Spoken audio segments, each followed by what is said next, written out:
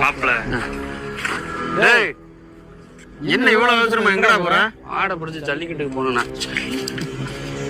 மாப்பிள்ள நீலா இருக்கும்போது அவன் போய் மாடு பிடிச்சானா உனக்கு என்ன மரியாதை?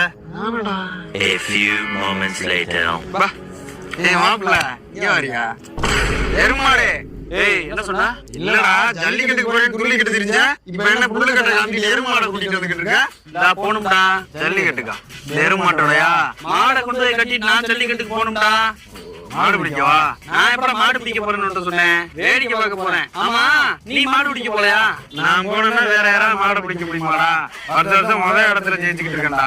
இதுவரையில மாட்டை பேன் பண்ணி பாத்திருக்கேன், மாடு பிடி வீரனை பேன் பண்ணி பாத்திருக்கியா?